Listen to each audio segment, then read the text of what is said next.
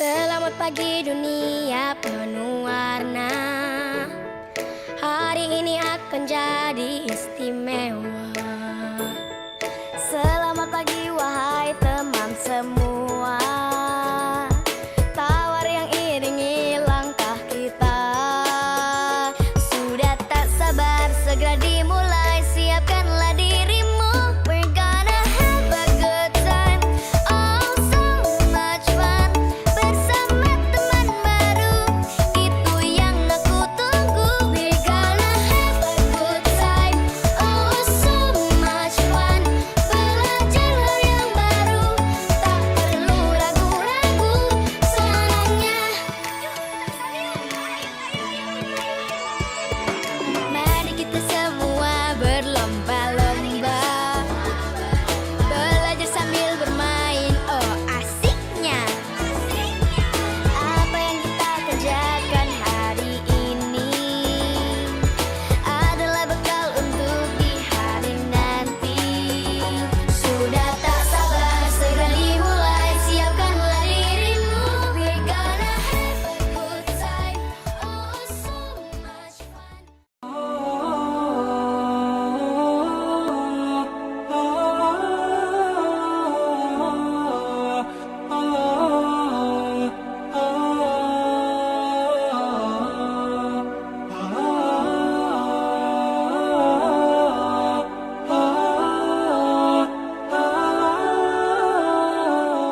Alhamdulillah. Alhamdulillahilladzi anzala as-sakinata fi qulubil mu'minin liyazdadu imana ma'a imanihim. Segala puji bagi Allah yang telah menurunkan ketentraman ke dalam hati setiap mukmin, yang dengan ketentraman itulah bertambah-tambah imannya. Ada di Al-Quran surat nomor 48, surat Al-Fath, ayat yang keempat. Asyhadu an la ilaha illallah wa asyhadu anna Muhammad Rasulullah. Allahumma salli ala Sayyidina Muhammad wa ala ali Sayyidina Muhammad wa ba'du. Jamaah rahimakumullah. Jadi kita pagi ini akan berbicara tentang bagaimana meningkatkan kualitas hidup. Jadi ada dua kata-kata di situ, yaitu kualitas dan hidup. Kualitas itu artinya bukan ukuran jumlah atau barangnya. Kualitas adalah ukuran tingkatan dan sesuatu yang bukan barang. Itu kualitas. Jadi misalnya ini, tadinya cuman bisa sholat wajib baik. Kemudian ada sholat sunnah. Sholat sunnahnya misalnya rawatib, dalam hal ini sholat qobliyah subuh. Kemudian bulan depan dinaikkan lagi. Jadi sholat qobliyah zuhur sama ba'diyah zuhur. Itu berarti meningkat jumlahnya. Oke, itu meningkat jumlahnya. Nah, kalau kualitas bukan itu. Misalnya contoh, kita sholat. Sekarang ini kita sholat misalnya tidak tahu apa arti bacaan misalnya Subhana Rabbiyal A'la wa bihamdi. Tidak tahu gitu artinya. Nah, bulan depan setelah kita pengajian tahu artinya. Tahu maknanya. Itu namanya bertambah kualitas. Jadi ulangi, ini bukan masalah kuantitas atau jumlah, tapi kualitas. Oke, ini yang mau kita bicarakan. Nah, baiklah. Sekarang yang nak kita tambah kualitas itu aponyo. Mari kita lihat seorang muslim itu punya 3 ciri. Seorang muslim punya 3 ciri. Ada di Al-Quran surat nomor 14, surat Ibrahim, ayat 24 dan 25. Yang pertama cirinya, ciri orang muslim nih. Ciri orang Islam kita ini ada 3. 1, asluha sabitun. Ya, dalam terjemahannya itu disebutkan akarnya dalam. Akar di sini adalah iman. Jadi imannya dalam. Sekarang Bapak Ibu rahimakumullah saya tanya, sedalam apa iman kita? Ya, misalnya nih, ini permukaan tanah atau apalah. Ini iman. Kalau cuman begini kan dalamnya cuman segitu ya. Kalau gini makin dalam. Kalau begini lagi makin dalam, kira-kira gitu. Jadi ciri seorang muslim itu ada iman, tapi imannya berapa dalam kita tidak tahu. Maka kita harus perdalam iman ini. Itu kualitas yang pertama, itu yang harus kita baguskan. Yang kedua, wa far'uha fis sama. Wa far'uha fis sama. Pohonnya menjulang ke langit, pohon ranting, ya daunnya rimbun, bagus nian. Pohon ini adalah dalam agama kita disebut sebagai orang muslim adalah ibadah. Kalau tadi imannya itu ke dalam sana akar. Kalau pohon ini yang menjulang ini ibadah. Nah, ibadah juga harus ditingkatkan kualitasnya. Nanti kita bahas lebih detail lagi. Kemudian yang ketiga, tu'ti ukulaha kulahinin bi'idni rabbiha. Yaitu berbuah. Setiap musim, setiap masa berbuah. Sekarang saya tanya, kalau ada buah duren nyampak, itu nak diapakan? Dimbek dimakan, apa dijingok baik? Nah, itu kan kira-kira itu. Jadi intinya buah itu adalah untuk dimanfaatkan. Nah, buah ini ibaratnya adalah akhlak. Akhlak. Oke. Jadi orang Islam itu punya 3 ciri. 1, iman. 2, ibadah. 3, akhlak. Oke, sudah selesai. Inilah yang mau kita tingkatkan kualitasnya. Ayo pelan-pelan. 1, iman. Iman yang paling bagus itu disebut di Al-Quran dengan bahasa yang sangat jelas. Yauma la yanfa'u malu wala banun illa man atallah biqalbin salim. Yaitu hati yang bersih. Iman itu adonyo tempatnya dalam hati. Maka kalau iman itu makin bagus, hati makin bersih. Itu cirinya. Nah sekarang ya kita lihat. Apa baik penyakit di hati ini yang menyebabkan iman itu tidak bersih atau hatinya kotor ini. Kita lihat. Definisi iman nih, perhatikan. Orang yang beriman adalah orang yang yakin. Yakin, perhatikan. Hatinya yakin, mulutnya juga ngomong yakin, kemudian badannya ada amal. Itu disebut iman. Ulangi. Orang yang iman itu adalah hatinya yakin, mulutnya ngomong, saya beriman, saya yakin. Badannya melakukan amal. Dalam bahasa Arab disebut tasdikun biqalbi wa qawlu bil lisan wa amalu bil arkan. Yaitu hatinya yakin, mulutnya ngomong, badannya beramal. Saya kasih contoh kita yang hadir di sini. Yakin enggak hati kita sama Allah? Yakin. Mulut kita ngomong enggak? Ngucap? Ngomong. La ilaha illallah. Ini pengajian ini amal atau bukan? Amal. Berarti kita beriman. Nah sekarang ada yang lain lagi. Hatinya yakin, mulutnya juga ngomong, tapi amalnya tidak mau. Namanya ini fasik. Fasik. Orang yang fasik di Al-Quran disebutkan ya bahwa Allah tidak suka dengan orang yang fasik. Ada tidak manusia yang seperti itu? Hatinya yakin, mulutnya ngomong, iman kami ini. Ayo kita ngaji, ayo kita sholat. Tidak pula. Berarti yang seperti ini kelompok fasik. Oke. Yang ketiga, nih. Ada kisahnya, ya, mulutnya ngomong saya beriman, amalnya ini kadang ada atau juga sedikit, anggaplah ada. Tapi hatinya tidak yakin. Yang seperti ini namanya munafik. Ulangi. Mulutnya ngomong iman. Amalnya ada. Jadi kita lihat dia sholat juga, ngaji juga. Tapi sebenarnya hatinya tidak yakin. Ya. Ada disebutkan di Al-Quran. Wa minan nasi may yaqulu amanna billahi wa bil yaumil akhiri wa ma hum bimu'minin.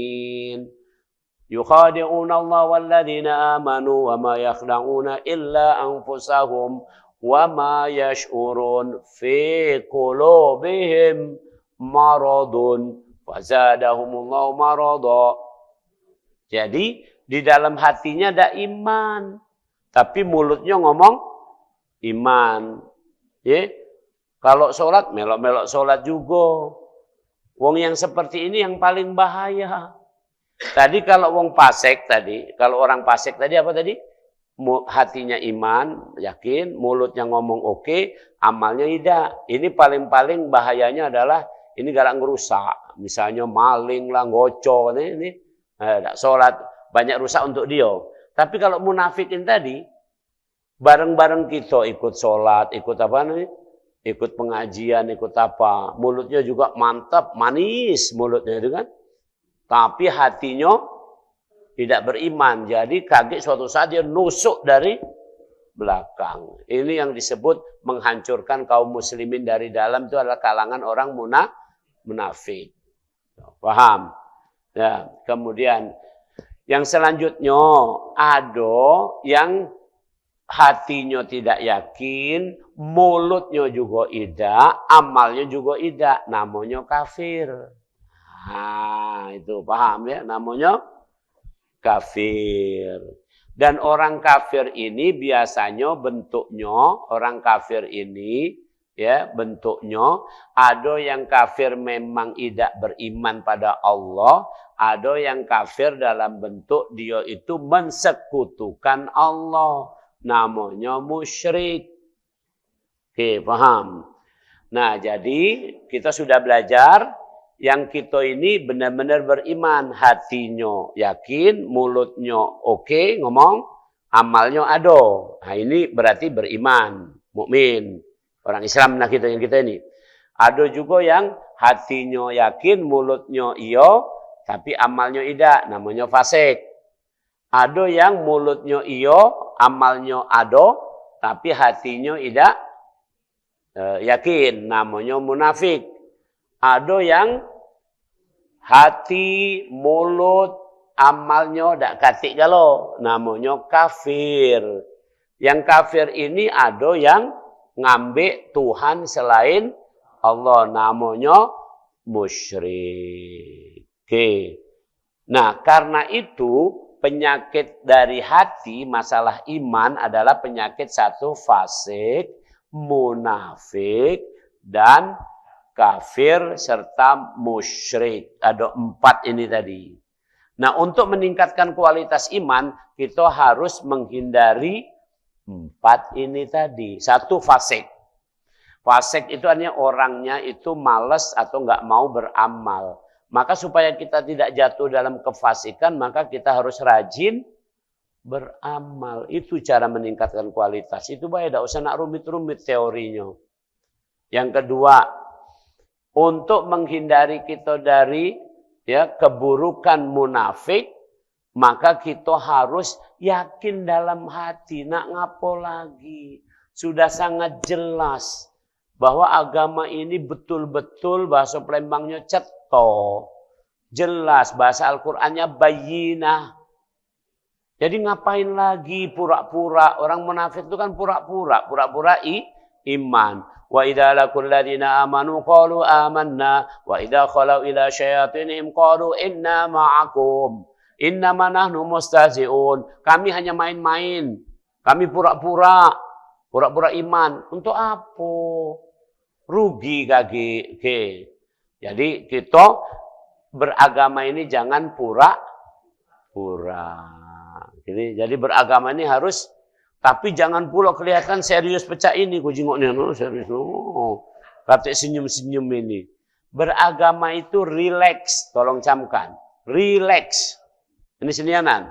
Silahkan buka di Al-Quran. Surat 10. Surat Yunus. Ayat 58. Saya sering ngulang-ngulang di pengajian kita ini. Tapi tidak apa-apa. Aku ulang-ulang terus supaya kita ini masuk, ngeresep.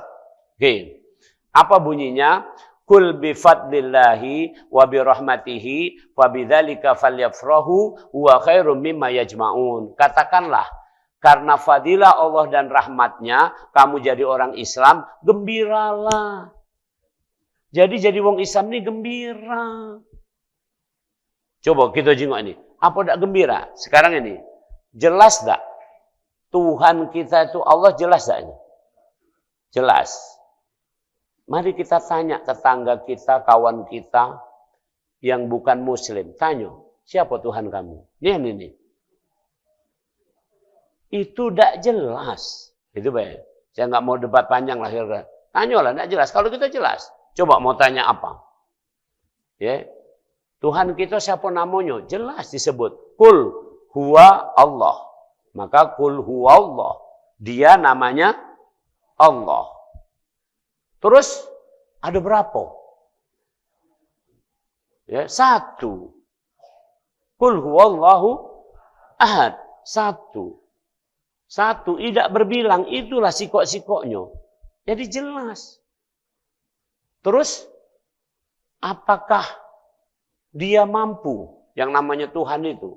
Allahus Somad. Seluruhnya ini bergantung padanya. Ya, seluruhnya bergantung padanya. Namanya bergantung, bahasa Inggrisnya dependent. Dependent itu artinya bergantung. Coba sama dengan bayi lah ibu-ibu. Bayi itu apa begitu lahir langsung nak belarilah dewek. Nah, ini kan tidak. Nak makan nangis, lapar nangis, benar kan bayi? Pipis nangis. Nah, apa baik nangis? Karena dia bergantung sama ibunya. Nah, seluruh dunia ini kita ini bergantung sama Allah. Suka atau terpaksa kita bergantung kepada Allah. Saya nggak usah jauh-jauh ngomong ini. Kalau Allah sudah mengutus yang namanya malaikat Israel, bisa nggak kita tawar-menawar? Nanti malaikat Israel datang. Ya, anggaplah datangnya dengan sopan santun. Ngomong, Assalamualaikum. Atau selamat pagi ini. Selamat pagi. Siapa Anda? Israel. Kenapa Anda datang? Apa kepentingannya? Nak nyabut nyawa kamu. Siapa yang nyuruh? Allah. Kapan nak nyabutnya? Sekarang inilah. Nih. Pacak tak mundur dikit? Baik. Tak pacak. Itu yang disebut di Al-Quran. Laula akhartani ila ajalin qarib. Fa'asaddaqa. Coba tunda sebentar, saya mau beriman dulu. Tak bisa. Wala yu'akhirallahu nafsan idza jaa ajaluha. Ini sudah ada catatannya. Jam sekian, ini sekian, sudah ada catatannya. Nak minta tolong sama siapa kamu? Falaula in kuntum ghaira madinin tarji'unaha in kuntum shadiqin. Itu di surat Waqiah. Kalau memang kamu hebat, tetaplah kamu hidup. Tidak bisa. Kapan sudah datang Israel? Israel itu tidak mengenal tugas lain kecuali nyabut. Nih. Kapan dia datang pokoknya nyabut. Tidak kata datang nak ngobrol-ngobrol itu kata. Kira-kira paham? Untuk itu. Jadi semua bergantung kepada Allah. Siapa Allah? Siapa Tuhan kita? Allah. Allah itu berapa banyak? Siko. Ahad. Kemudian seperti apa Allah mampunya? Seluruh alam semesta ini bergantung kepada Allah. Kemudian apakah Allah pilih kasih? Tidak. Allah sayang kepada orang bule. Allah sayang kepada orang negro. Allah sayang kepada orang Cina. Allah sayang kepada orang Melayu. Sayang galau. Maka disebut lam yalid walam yulad. Allah itu tidak berasal dari orang tuanya. Ada orang tuanya Allah? Tidak ada.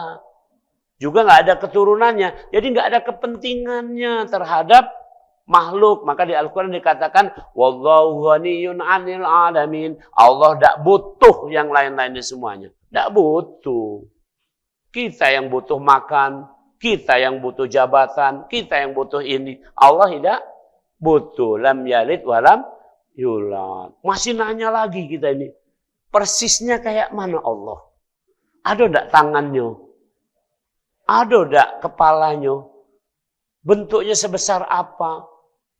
Walam yakul lahu kufuwan. Coba, kalau ada Tuhan yang seperti itu, ini cara kita berpikir yang mudah ya, Bapak Ibu. Ini kan berat sebenarnya. Ini kan kalau kita ini sama ya, setara semua maksudnya nih. Misalnya kita ini pemikirannya sama, nangkepnya. Maka ini kita turunkan. Al-Quran itu cocok untuk orang yang awam sekalipun. Wong dusun, wong badui.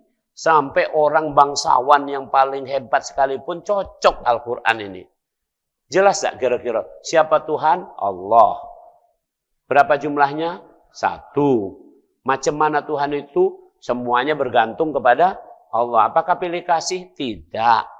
Seperti apa bentuk Tuhan itu? Tidak ada yang serupa dengannya. Walam yakul lahu kufuwan. Kalau begitu tenang enggak kita ini? Misalnya mohon maaf, kita sedang kesusahan. Kalau minta tolong tetangga, pacak enggak gitu? Kagak dijawab tetangga, aku juga susah. Enggak usah jauh-jauh, enggak usah nak tetanggonian. Enggak usah nak tetanggonian. Seorang suami kelihatan sedih. Istrinya menghibur. Wahai sayangku, kelihatannya engkau gundah gulana. Apakah Adinda bisa membantu? Dijawab oleh lakinya. Tak baca. Tapi ketika kita malam hari, sholat tahajud, ambil wudhu. Allahu Akbar. Sholat tahajud. Kemudian baru ini apa namanya? Duduk di antara dua sujud itu. Kita lah ngomong, Rabbi firli warhamni wajburni warfa'ni warzuqni wahdini wa'afini wa'fu'anni. Coba pelan-pelan dulu. Rabbi, ya Allah, ighfirli, ampuni aku. Kata Allah, iya. Rabbi firli warhamni, sayangi aku, iya. Wajburni, ya, tutup aibku, iya. Warfa'ni, angkat derajatku, iya. Warzukni, beri aku rezeki, iya. Wahdini, bimbing aku, iya. Wa'afini, maafkan aku, iya. Wa'fu'anni, sehatkan aku, iya. Itu diiyakan galau. Tadi kalau ada bini ngomong sama laki mak itu, suamiku, sayangi aku. Setelah tua. Akhirnya mak itu ngomongnya lah aneh-aneh. Tapi kalau kepada Allah tidak ada yang ditolak. Paham? Jadi ini Allah itu seperti itu. Enak betul orang Islam. Jadi yang pertama tolong camkan, kualitas hidup kita diperbaiki dengan cara memperbaiki iman. Iman ini diperbaiki dengan cara jangan seperti orang fasik, yaitu tidak ada amal. Jadi rajinlah beramal. Yang kedua, jangan seperti orang munafik yang ragu-ragu, pura-pura. Kita mesti mantap. Pokoknya hatinya mantap segala macam. Oke. Jangan seperti orang kafir yang menolak apapun. Ini tidak kata urusannya sama Allah. Tidak. Seluruh urusan ini ada urusannya dengan Allah. Jangan kira kita ngurus rumah tangga, kita ngurus negara, kita ngurus apapun, jangan kira tidak ada urusannya sama Allah. Ada urusannya dengan Allah. Jangan kafir lah, kira-kira begitu kan. Oke, kemudian jangan seperti orang musyrik. Sudah cukuplah Allah. Masih nak dipasang lagi patung-patung, nak dipasang sembahan-sembahan lain. Untuk apa? Tidak baca ini. Patung-patung sembahan selain Allah. Contoh, orang menyembah manusia. Orang menyembah manusia. Manusia itu mati juga ada yang disembah itu. Mati juga. Orang menyembah patung. Pas kena angin, ya, ketimpa pohon, potel. Repot. Dia dewe tidak baca. Baca tidak dia memperbaiki tangan yang potel itu? Tidak baca. Nah itu kira-kira. Oke, ini memperbaiki iman nih, kualitas hidup. Oke, nanti kita diskusi. Yang kedua. Apa tadi yang kedua ciri orang Islam? 1, iman. 2, ibadah. Oke. Saya sebutkan saja, ini praktis ya. Ini kajian praktis saja. Biar mudah dipahami. Ibadah itu seidak-idaknya ada 4 macam ini. 1, ibadah yaitu mengurus diri sendiri. Ngurus diri sendiri itu contoh yang paling mudah. Makan, minum. Itu ngurus diri sendiri kan? Tidur. Apa kamu makan minum nak diwakilkan sama aku? Tidur nak diwakilkan sama aku? Nah, makan, minum, tidur, istirahat, berjalan, toharoh, bersih-bersih, pakaian yang bagus, rapi. Nah, ini ibadah bukan? Nah, ini ibadah yang pertama. Jadi kalau nak kita perbaiki dulu kita ini. Tadi saya sebelum ke sini ditanya oleh istri saya. Dia bilang, Hani, mau kemana? Pengajian Al-Furqan. Kira-kira baju ini udah pas? Pas, kira-kira itu kan. Yang suruh nilai pasnya wong lain, jangan kita. Cak kita ngomong, oh pas, caknya. Sampai di sini tidak pas rupanya kan. Jadi intinya, sekali lagi, mengurus diri sendiri itu ibadah. Yang kedua, ta'abudi. Ta'abudi itu adalah sholat, zikir, baca Quran, puasa, zakat, umroh, haji. Nah, itu adalah ibadah ta'abudi. Yaitu dalam bentuk kita menyembah Allah. Itu bab dari ibadah juga. Kita perbaiki.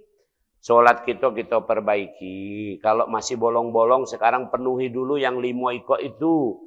Jangan muluk-muluk dulu. Ada orang ngomong sama saya, Prof, kami pingin sholat tobat, pingin sholat ini. Ku tanya, sholat wajibnya mak mana? Kadang-kadang lupa juga, Prof. Nah, yang itu dulu, baik dulu. Yang apa? Yang wajib dulu, baru kita yang sunnah. Itu benar-benar. Jadi, tidak usah nak mikirkan yang sunnah. Pikirkan dulu yang wajib. Yang wajib sudah, baru kamu tambahi dengan yang sunnah. Itu namanya memperbaiki ibadah ta'abudi tadi.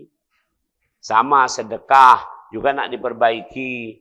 Dari tadinya tidak pacak sedekah, cuman pacak sedekah senyum. Senyum kan sedekah.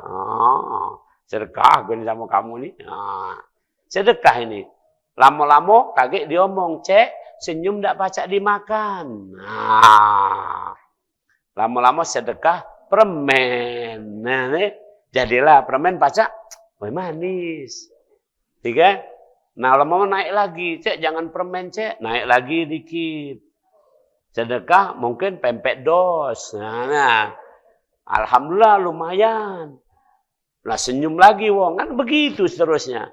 Itu namanya memperbaiki ibadah. Oke, ibadah ta'budi ya. Itu ibadah yang kedua. Yang pertama apa tadi? Mengurus diri sendiri. Yang kedua, ibadah ta'budi. Yang ketiga, ibadah ma'isyah. Ma'isyah itu mencari penghidupan, yaitu pekerjaan. Ma'isyah bukan mencari Aisyah, bukan. Ini mencari pekerjaan. Bekerja maksudnya. Jadi kita ini bekerja, apakah itu kerjaannya di pasar, berdagang, apakah kerjaannya di kebun, apakah kerjaannya di kantor. Itu diperbaiki, itu ibadah. Itu ibadah. Ini contoh ini. Tidak usah rumit-rumit lah. Misalnya, jadi pedagang, jujur, ramah. Enak tidak kira-kira? Saya pernah itu pergi ke toko, apa ini? Toko yang jualan untuk yang perlengkapan haji umroh itu kan. Nah, wongnya duduk di sini. Tidak usah kesebut, kan tersinggung. Duduk, wongnya di sini, yang punya tuh duduk. Aku masuk. Masuk aku sudah sopan lah. Walaupun toko pakai assalamualaikum, karena kan toko haji umroh. Assalamualaikum. Salam. Masih duduk terus mamang ini kan. Apa yang terjadi? Terus aku nanya, ado ini enggak? Dia ngomong, sono. Wah ini, nunjuk pakai ini. Kira-kira, bagus tak itu ibadah mencari pekerjaannya sebagai pedagang? Bagus tak? Tidak bagus. Suatu saat saya tinggal di Turki, musim dingin, turun salju. Mobil itu harus dikasih rantai supaya bisa berjalan di atas salju, supaya tidak tergelincir. Bajunya lengkap, lapis-lapis, yang paling dalam legging. Habis itu baju, habis itu jas, habis itu coat, apa namanya ini, ya coat lah, jas hujan itu kan. Kemudian pakai juga nutup kuping, mulut pakai lip gloss. Nah ini, saya kalau dari itu pecah nih. Ya, pakai shawl, pakai topi, turun dari mobil, musim dingin. Saya pergi ke toko coklat, mau beli coklat. Nih, itu yang punya toko keluar. Menyambut. Sudah nyambut, masuk ke dalam, topi diambilnya, serahkan, digantung. Kemudian jasnya, coatnya digantung juga. Terus kemudian tempat duduk disiapkan.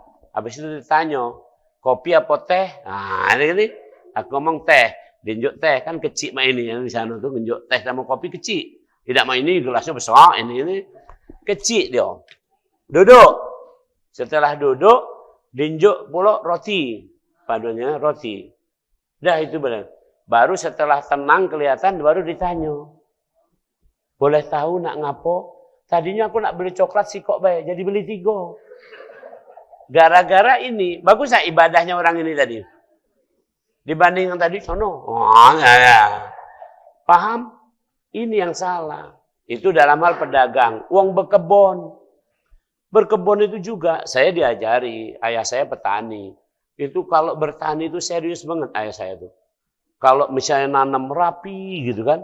Kalau di galengan sawah itu dibaginya galengan sawah itu kan. Ada tempat untuk bisa nanam sayur-sayuran. Ada tempat untuk berjalan. Rapi begitu. Itu keren baru gitu. Itu serius namanya. Di kantor juga seperti itu. Mau jadi pegawai apapun itu harus ya dibaguskan. Ini tidak. Begitu datang. Ya, Pak. Ini. Nak ngapo? Oh ya jelas lah. Datang ke kantor lurah masih ditanya nak ngapo? Mestinya tanya tidak mah itu.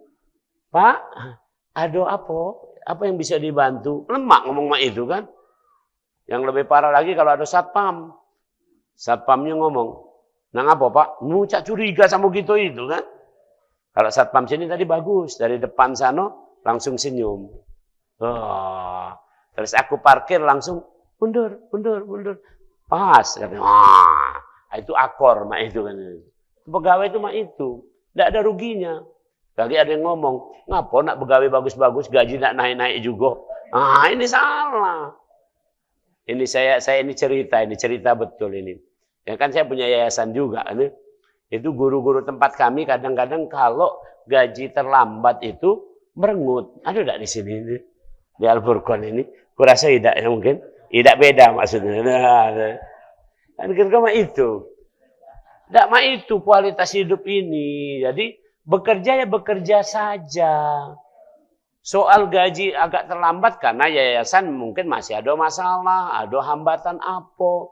Tinggal didoakan, bukan dimerenguti. Kalau merengut itu jauh dari keberkahan. Kan kira begitu. Ini yang kita salah, maka perbaiki ibadah. Jadi ibadah sudah berapa tadi? Ngurus diri sendiri.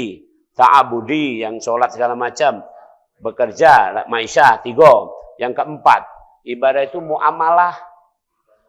Muamalah itu hubungan antara manusia dengan manusia yang lainnya. Sekarang kita perbaiki yang dekat dulu lah, yang dekat dulu. hubungan kita di keluarga. Mohon maaf, jangan sampai ada di antara kita ini yang satu keluarga tidak akor. Itu perbaiki dulu ini muamalah ini ibadah ini. Nah, sudah itu perbaiki lagi hubungan dengan tetangga. Jangan sampai ditanya, Pak, di mana ya rumahnya Prof. Yono? Tidak tahu. Padahal samping rumahnya. Woi, cek, mana itu kan? Karena ada akor. Misalnya gitu. Oke. Kemudian juga hubungan sama tempat bekerja kita, kawan-kawan kerja, kawan-kawan di pasar segala macam itu harus diperbaiki. Itu namanya muamalah, itu ibadah semua itu. Ya, itu ibadah semua. Paham? Jadi selesai kita bab 2 ini sudah selesai. Tadi bab pertama memperbaiki iman supaya kualitasnya naik. Yang kedua memperbaiki ibadah 4 ikok tadi. Mengurus diri tambah bagus lah. Kemudian ta'abudi, kemudian mencari pekerja tadi atau berdagang segala macam. Yang terakhir muamalah dalam interaksi sosial. Oke. Yang terakhir ciri seorang muslim adalah akhlak. Sampai Rasul mengatakan innama bu'istu liutamima makarimal akhlak. Aku diutus untuk membaguskan akhlak. Saya kasih contoh. Ini akhlak yang hebatnya nih. Aku kasih contoh yang agak berkesan banget ini. Ini akhlaknya luar biasa. Ini Imam Abu Hanifah, Imam Hanafi. Imam Hanafi itu kayo. Galak ngutangi wong. Ini akhlaknya nih. Akhlaknya nih. Ada enggak yang ini? Itu kalau dari jauh ketemu sama orang yang utang, Imam Hanafi berlari. Singitan, sumputan. Itu Imam Hanafi. Jadi nyengok. Nah, mamang itu utang sama aku. Langsung singitan itu Imam Hanafi. Sampai wong itu lewat. Ditanya, ngapa ma itu? Dia utang sama aku. Kakek ketemu sama aku pasti malu. Kalau kita mana akhlaknya? Ayo, coba. Ayo, coba. Ayo. Nah, mamang itu, nak berlari kemana kamu? Paham? Ini contoh akhlak ini. Itu sampai dikagumi oleh Imam Syafi'i. Imam Hanafi dan Imam Syafi'i itu banyak berbeda dalam pendapat fikih.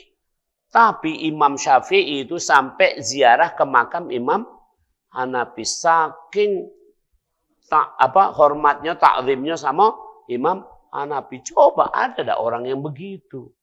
Nah, kalau kita mau lihat yang lebih hebat lagi, Rasulullah. Saya akan sampaikan aja nih. Rasul korban kambing. Ini kan menjelang Idul Adha nih. Rasul korban kambing. Apa kata Rasul? Ya Allah, terimalah korban ini untukku. Perhatikan, untuk Rasul. Untuk keluargaku. Untuk umatku. Itu Rasul. Makanya dalam fikih disebutkan korban satu kambing boleh untuk satu keluarga. Tadi untukku, untuk keluargaku, untuk umatku. Coba, ya kalau untukku, untuk keluargaku masih wajar lah. Gitu. Untuk umatku, berarti Rasul udah mikirin kita nggak ini? Lebih tidak dari Imam Hanafi tadi. Imam Hanafi baru relatif tadi, udah paling bagus juga itu. Itu sama orang yang utang baik kan. Sama kita kan mungkin belum tahu kan kalau gitu. Tapi kalau Rasulullah, kita ini sudah ditanggung. Jadi umat Islam yang tidak bisa korban, itu korbannya sudah diwakili oleh Rasulullah Muhammad SAW. Pertanyaan aku, kamu kenal di mana sama Rasulullah? Kamu pernah nelpon enggak? WA atau apa? Tapi Rasul mikirin kita. Itulah yang disebut wa innaka la'ala khuluqin adzim. Muhammad, akhlakmu paling tinggi. Jadi akhlak Nabi Muhammad itu tidak bisa lagi ditandingi. Itu dalam bahasa Al-Quran, azizun alaihi ma'anittum. Nabi Muhammad merasakan kesusahanmu. Susah.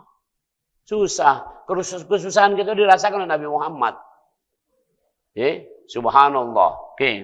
Itu akhlak. Nah, kita nak perbaiki akhlak ini. Ayo, saya sampaikan hari ini yang agak pokok saja, tapi supaya pacak dibawa dalam kehidupan nyata. 1. Ini kita runut dari suami istri dulu.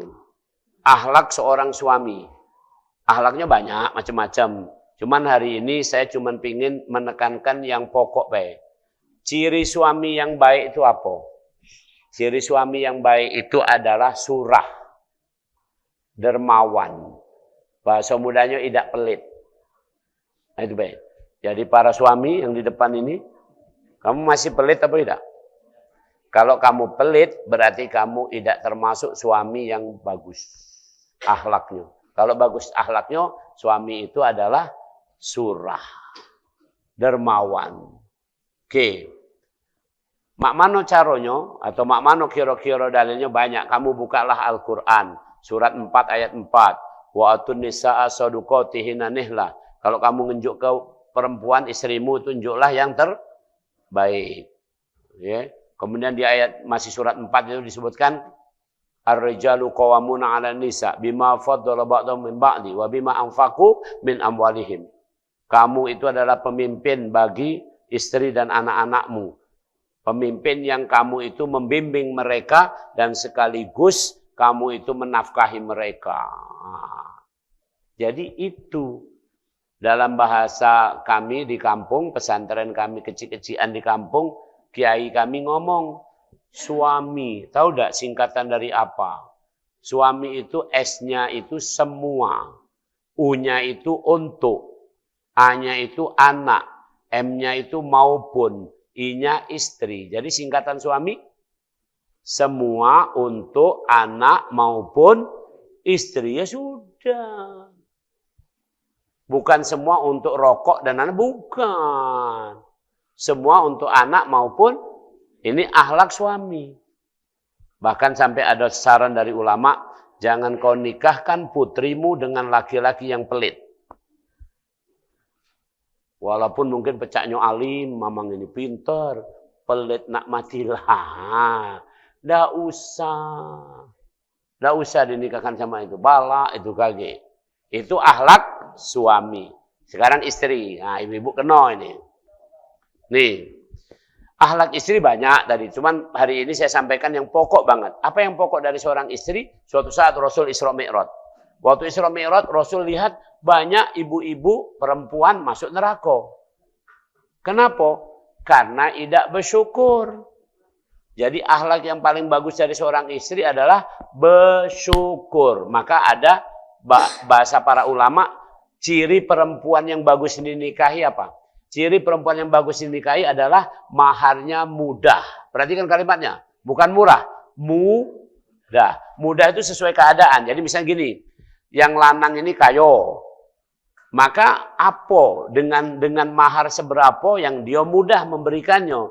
Tentu kalau kayo ya lain kan dengan yang lanang ini miskin. Maka jangan kamu minta misalnya calon suamiku, namaku ini Mutiara Intan Permata. Jadi kalau kamu nak nikahi aku, maharnya adalah Mutiara Intan Permata. Laju yang lanang ini pening, pala ngerampok di mana lah. Itu perempuan tidak baik. Ukuran. Tapi kalau jelas yang lamar raja kan, kayo-rayo ini. Sultan, ini misalnya ini datang itu suamiku, ya calon suamiku ini. Kalau engkau mau meminang aku adalah perempuan yang terhormat, maka engkau pasti bisa memantas. Wah, dipantasnya. Baiklah, ini aku pinang engkau 3 kilo emas. Misalnya, apa misalnya akhir itu sultan. Itu perempuan yang mudah dalam hal itu ciri perempuan yang bersyukur. Nah setelah jadi istri, kata suaminya, istriku, hari ini aku dapat penghasilan 80.000. Tolong masak yang enak untuk kita semua, untuk anak-anak kita. Anak kita ada 3, sama kita jadi 5. 80.000. Tolong masak yang 4 sehat, 5 sempurna. Kamu jawab, manusia ronyo. Itu namanya tidak bersyukur. Iyokan dulu. 4 sehat 5 sempurna itu apa aja? 1 ada karbohidrat, ada apa namanya? nasinya. Jadi diukur nasinya berapa nih kira-kira. Oke, ada lauk pauknya, proteinnya, sama lemak ini kan. Nih, ada vitamin segala macamnya, sayur mayur, ada mineralnya. Ya mineral ada di dalam iwak juga, ada di dalam air, ada di dalam sayur mayur juga. Ditambah lagi ada susu nih. Oke, susu yang pacak murah mah itu susu kedelai. Nah, ini kan 80.000 tadi. Nak boleh banyak, beli segelas baik. Diencerkan jadi 5 gelas. Yang penting diejokan. Masaknya tadi lauknya karena tidak cukup, kuahnya dibanyai. Kuahnya sekuali, lauknya sepintil. Hidangkan. Cukup tidak itu tadi? 80.000. Cukup, itu perempuan bersyukur. Ini tidak. Baru 80.000 dikasih. Boleh apa mak ini? Tidak cak tetangga itu. Nah dibandingkan pula sama tetangga. Tetangga itu lain. Laki wong itu kan. Ini bersyukur. Ini akhlak. Oke, yang ketiga. Akhlak orang tua. Suami istri tadi kepada anaknya. Ini juga penting. Akhlak orang tua itu adalah, ya, perhatikan kalimatnya. Rasul pernah ngasih contoh. Ada anak kecil datang, oleh Rasul diusap kepalanya. Kata ada sahabat ngomong, ya Rasul, aku tidak pernah begitu. Maka Rasul ngomong, siapa yang tidak menyayangi tidak akan disayangi. Jadi orang tua itu memang harus membimbing, menyayangi anak-anak. Cuman itu baik. Adanya anak itu nak disayang, nak dibimbing. Bukan nak dibentak-bentak, ya, kemudian nak dibiarkan. Bukan. Perhatikan, dibimbing sekaligus disayangi. Itu akhlak orang tua kepada anak. Jadi kalau sekarang mohon maaf, anak tidak dibimbing sehingga tidak bisa sholat, sampai besar tidak sholat, tidak apa segala macam. Yang salah siapa? Orang tuanya. Kalau tidak disebut durhaka, yang durhaka orang tuanya ini. Itu akhlak orang tua kepada anaknya. Sebaliknya, akhlak seorang anak kepada orang tua, ini tolong camkan. Ini ada kejadian. Saya cerita kejadian nyata aja lah. Ada seorang anak itu, karena dia mungkin kuliah apa segala macam itu termeloklah kelompok-kelompok yang ekstrim itu kan. Kelompok-kelompok ekstrim itu yang pemahaman agamanya itu kasar nian. Jadi ngomong, di rumah kamu itu nggak Islami. Termasuk bapak kamu, ibumu itu nggak Islami. Jadi akhirnya dia temelok kelompok ini. Pas nikah, itu yang nikahkan guru ngajinya. Bapaknya udah dianggap.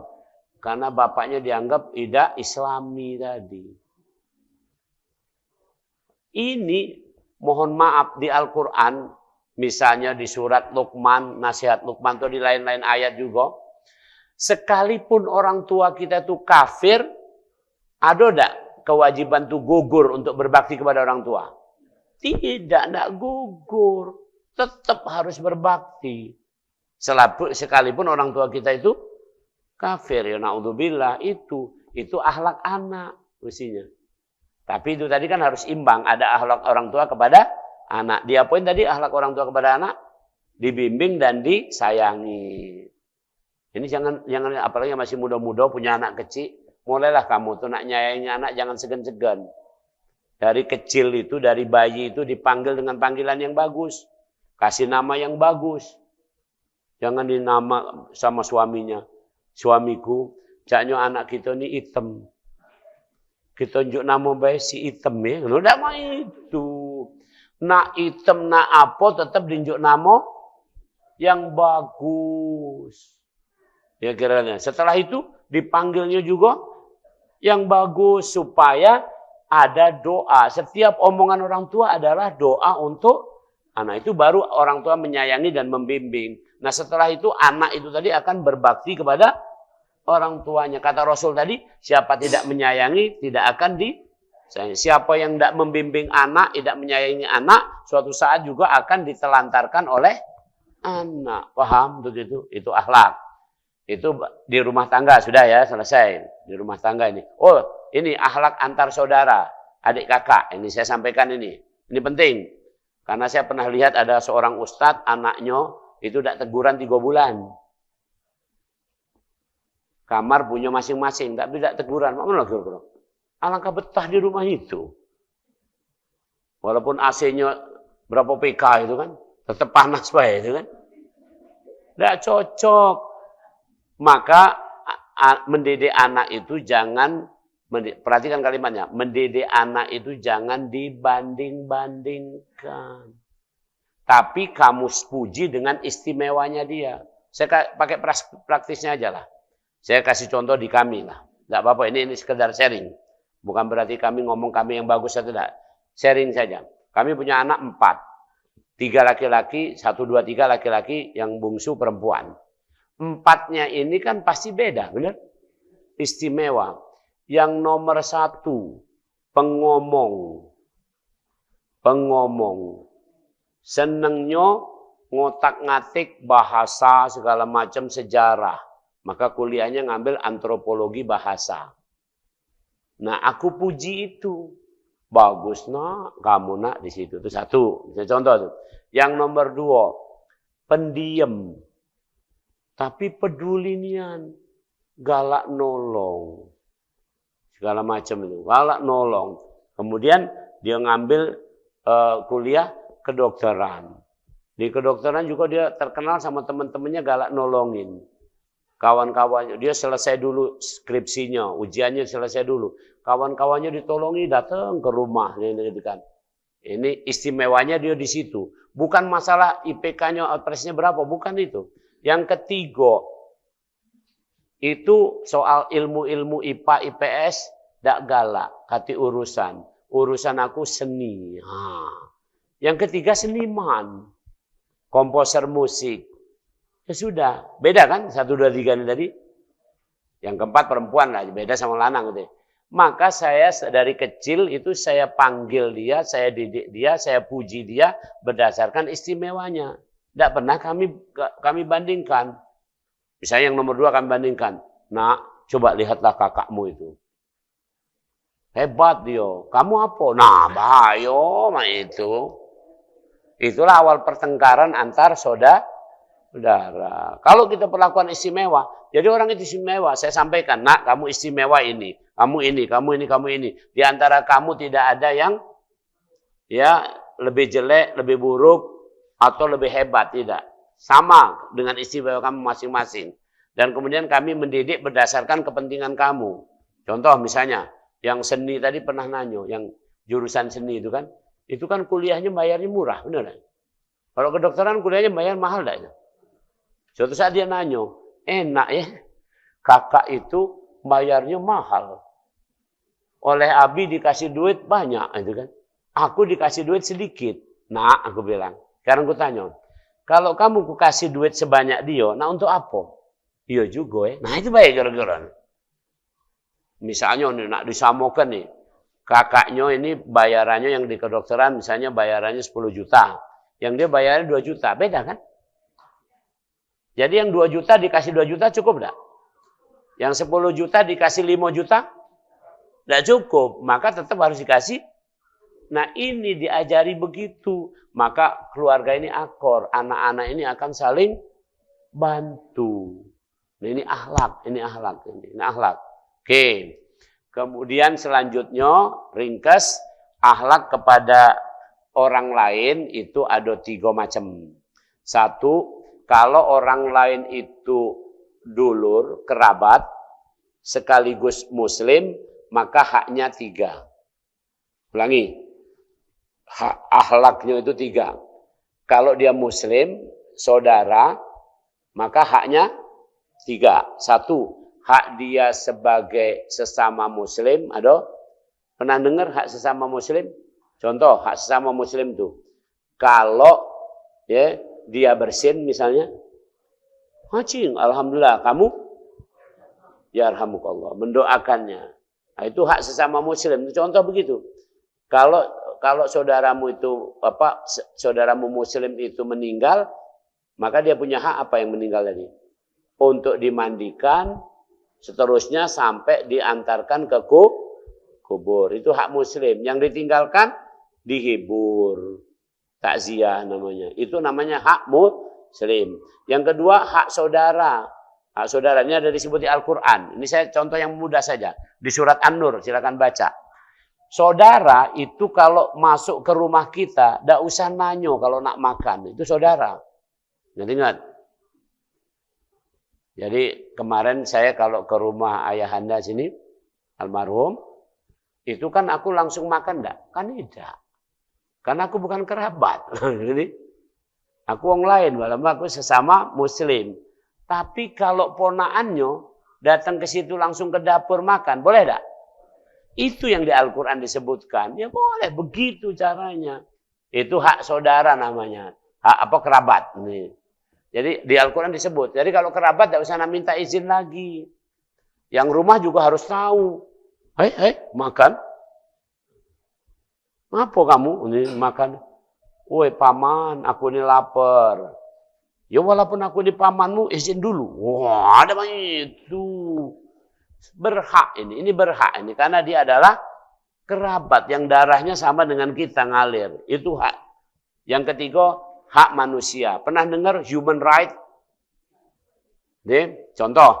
Hak manusia itu apa? Yang paling minimal, hak manusia itu jangan dihina. Misalnya kita pergi haji. Tetap pergi haji. Ini ada nih kisah. Saya kisahkan yang nyata-nyata aja lah. Saya jadi pembimbing. Tahu-tahu ada jamaah saya lapor. Prof, tadi saya jatuh. Ngapo? Habis ngerasani wong. Ngerasani siapa? Tadi waktu tawaf, kujingo ada wong negro-negro. Hitam ini. Aku ngomong, cacam-cacam hitamnya mambu, itu pasti keleknya. Mah itu kata dia kan. Itu menghina adanya. Sekarang pertanyaannya, orang negro hitam itu pilihan dia atau memang tentuan Allah? Kan gitu. Jadi hak manusia itu yang paling awal jangan pernah dihina sesuai keadaan dia masing-masing. Orang bule, ini pucet pecah udang nih, jangan. Kaget tiba giliran Melayu nih kecil-kecil Melayu ini. Tiba giliran yang Cino, alangkah sipit mamang itu. Dama itu hak manusia. Jadi akhlak kita kepada manusia yang umum ada 3 macam. Kalau dia dulur kita, muslim juga haknya 3. Hak sebagai manusia, hak sebagai saudara, dulur, hak sebagai muslim. Kalau dia muslim tapi bukan dulur, haknya 2. Hak sebagai muslim, hak sebagai manusia. Nah, kalau dia bukan muslim, bukan dulur, masih punya hak tak? Haknya makanya kita jangan meremehkan. Walaupun dia kafir, munafik, atau segala macam, tetap aja haknya dia adalah maka akhlak kita harus tetap bagus. Nabi Muhammad begitu ngasih contoh. Demikian pagi ini kita sudah belajar bagaimana meningkatkan kualitas hidup, kualitas iman, kualitas ibadah, kualitas akhlak. Tafadhol kalau ada pertanyaan silakan. Ya kan, Mbak. Waalaikumsalam warahmatullahi wabarakatuh.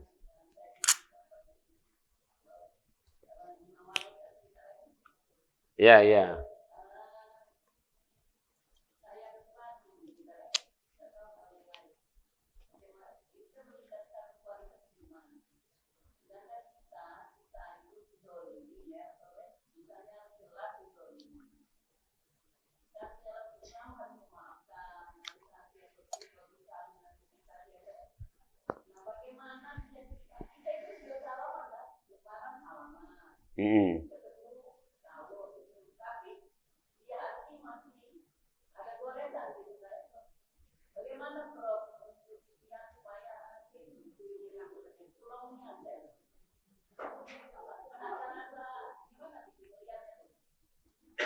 Itu.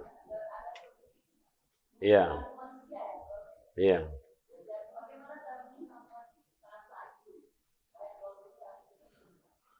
Baik. Jawabannya ada di Al-Quran surat Ali Imran 159. Jawabannya di situ. Saya di situ. Nanti saya terangkan secara ringkas saja. Fa bima rahmatin minallahi lintalahum. Karena rahmat Allah lah, maka kamu bisa lemah lembut hatimu. Oke. Kalau nak secara umum, kita bisa menghilangkan rasa dongkol atau apapun dalam hati, ganjalan ataupun masih ada terbersit itu kalau dapat pertolongan Allah. Pertolongan Allah itu yang sampai tuntas namanya taufik. Ada di surat 11 ayat yang ke-88. Bahasa Palembangnya setuluan. Tadi pinginnya kita adalah tidak ada lagi ganjalan di hati. Pinginnya gitu kan? Betul-betul terjadi tidak ada ganjalan di hati. Berarti dapat taufik. Itu clear. Di Al-Quran kayak gini bahasanya. In uridu ilal islah mastata'tu. Yang saya inginkan adalah yang baik, perbaikan. Sekuat saya. Maksudnya saya berusaha. Berarti ada usaha. Wa ma taufiqi illa billah, namun tidak akan mungkin terlaksana kecuali atas taufik dari Allah. Alaihi tawakkaltu, aku hanya bisa pasrah kepada Allah, wa ilaihi unib, dan aku kembalikan semuanya pada Allah. Nah, jadi intinya begini Bu Ajah, gitu kalau intinya kita ini jangan selalu berpikir yang sempurna. Yang ado inilah yang menjadi bagian kita sekarang. Tapi berharap sempurna boleh. Tolong camkan. Jangan pernah kita tuh mikir, contoh, sholat nak kusuk. Sholat nak kusuk. Ya, kita sholat nak kusuk. Ya, pikiran kita nak kusuk tuh. Kalau tak kusuk, tak bagus. Jangan. Tapi berharap untuk kusuk, boleh. Saya kasih contoh. Malam Sabtu kemarin saya jadi imam. Saya jadi imam. Saya itu udah agak berdetak. Waktu saya datang ke masjid, ada anak-anak tanggung tuh SMP, kelas 1 atau apa gitu. Lanang-lanang itu kan. Sudah nyingok tampangnya, pecahnya bakal ribut anak-anak ini. Tapi karena dia masih di luar masjid terus ikut masuk, aku tidak curiga. Terus komat, saya imam. Salah pula, pengurus itu tidak ada yang sholat di belakang. Pengurus di barisan depan semua. Jadi pas begitu sholat, Allahu Akbar, mulailah. Mereka tuh pinter. Begitu sudah masuk bacaan Fatihah, kan berarti kan kenceng nih bacaan Fatihah. Karena Isya kan. Apa yang terjadi? Ribut anak-anak itu. Langsung saya terbesit dalam hati. Apa aku batalkan nih, aku jadi imam nih. Ku kikik kalau budak-budak itu. Nah, pertanyaan saya, khusyuk tidak saya? Tidak. Ada pemicunya? Nah, Rasul pernah sholat, Rasul baca surat. Misalnya baca kulhu misalnya gitu. Di belakang melok baca juga. Rasul marahi setelahnya. Nah pertanyaan saya itu, apakah itu nggak khusyuk? Sebenarnya kalau khusyuk itu adalah fokus cuman sholatnya baik, iya memang. Tapi yang kita tahu, itulah yang untuk kita capai saat itu. Malam itu saya mencapai, itulah yang saya capai.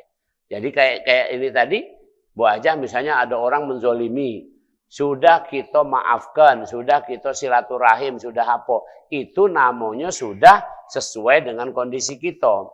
Tapi nak ideal nian bersih segala macam, itu taufiknya hanya di tangan Allah. Yang ado ini yang sekarang ini sudah cukup maju, jadilah. Kan sudah cukup maju, jadilah. Kan gitu kan. Jadi maksudnya, saya misalnya, saya punya urusan ini, saya nggak usah sebut orang per orangnya. Saya punya urusan yang berlarut-larut sampai bertahun-tahun, tidak selesai. Kemarin terakhir saya datangi itu yang pengambil keputusan. Saya datangi, saya bawa surat, baik-baik saya datengin. Saya ingatkan aja, apakah ini bukan hak saya? Saya tanya gitu. Oh iya, hak Anda ini. Kalau ini hak saya, kapan hak saya ini mau Anda tunaikan? Cukup rasanya waktu sudah bertahun-tahun ini saya menunggu. Apa enggak terbayang Anda untuk itu? Oh ya, akan segera diselesaikan.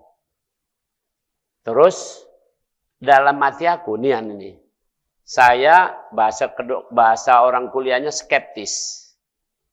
percayonyo 5%, idak cayonyo juga 50%. Sebelum ini kagak dibuktikan. Karena selama sudah bertahun-tahun tidak terbukti. Tapi udah ada usaha belum saya? Sudah. Nah sampai situlah ideal. Kalau nak bersihnya tidak pacak. Kalau nak berhasilnya tidak pacak. Kira-kira itu demikiannya.